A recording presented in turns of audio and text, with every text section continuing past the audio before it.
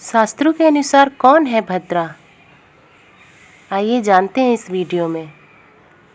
पौराणिक कथा के अनुसार भद्रा भगवान सूर्य देव और पत्नी छाया की कन्या और भगवान शनि देव की बहन है। मान्यता के अनुसार दैत्यों को मारने के लिए भद्रा गर्दभ के मुख और लंबी पूंछ और 3 पैर युक्त उत्पन्न हुई। ज्योतिष शास्त्र के अनुसार भद्रा का स्वभाव भी शनि की ही तरह है। दैनिक पंचांग में भद्रा का विशेष ध्यान रखा जाता है। माना जाता है कि ब्रह्मा जी ने भद्रा को पंचांग में विशेष स्थान दिया है। जन्म लेते ही पहुंचाने लगी बधाएं। आखिर भद्रा की कुंडली में ऐसा क्या था कि वो अपने ही लोगों को बधाएं पहुंचाने लगी? आइए जानते हैं। जन्म लेते ही भद्रा यज्ञों में विघ्न बाधा पहुंचाने लगी और मंगल कार्यों में उपद्रव करने लगी और सारी जगत को पीड़ा पहुंचाने लगी। उसके स्वभाव को देखकर सूर्य देव को उसके विवाह की चिंता होने लगी और वे सोचने लगे कि इसका विवाह कैसे होगा। सभी ने सूर्य देव के विवाह को प्रस्ताव को ठुकरा दिया। सूर्य देव ने ब्रह्मा जी से उचित परामर्श मांगा। ब्रह्मा जी ने तब विष्टि से कहा कि भद्रे, बव, बालव, कौलव आदि कारणों के अंत में तुम निवास करो तथा जो व्यक्ति तुम्हारे समय में गृह प्रवेश तथा अन्य मांगलिक कार्य करे तो तुम उन्हीं में विघ्न डालो। जो तुम्हारा आदर ना करे उनका कार्य तुम बिगाड़ देना। इस प्रकार उपदेश देकर ब्रह्मा जी अपने लोक चले गए। तब से भद्रा अपने समय में ही देव दानव मानव समस्त प्राणियों को कष्ट देती हुई घूमने लगी। क्या होता है भद्रा काल? मुहूर्त चिंतामणि शास्त्र के अनुसार जब भद्रा काल प्रारंभ होता है तो उसमें शुभ कार्य नहीं किया जाता, यहाँ तक कि यात्रा भी नहीं करनी चाहिए।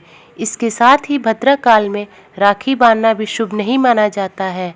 मान्यता के अनुसार चंद्रमा की राशि से भद्रा का वास तय किया जाता है।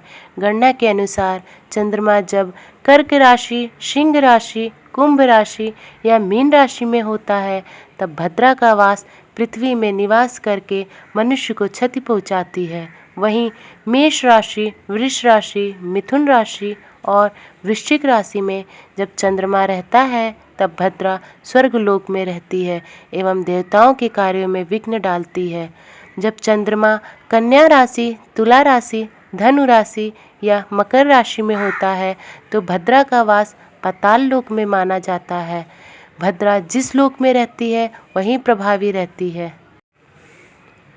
हिंदू धर्म में किसी भी शुभ कार्य को करने से पहले शुभ मुहूर्त का विचार जरूर किया जाता है।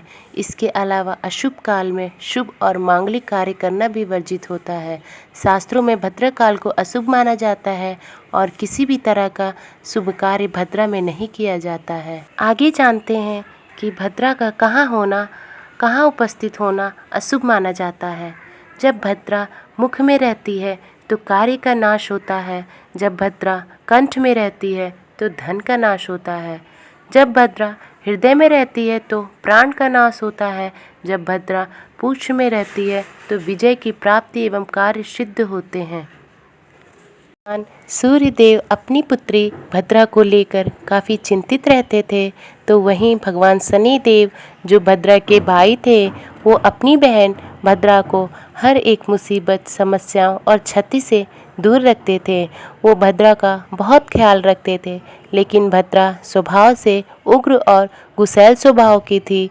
वह बहुत कोशिश करती थी कि उससे कोई भी अशुभ ना हो, लेकिन उसे तो भगवान ब्रह्मा जी के द्वारा श्राप मिला था।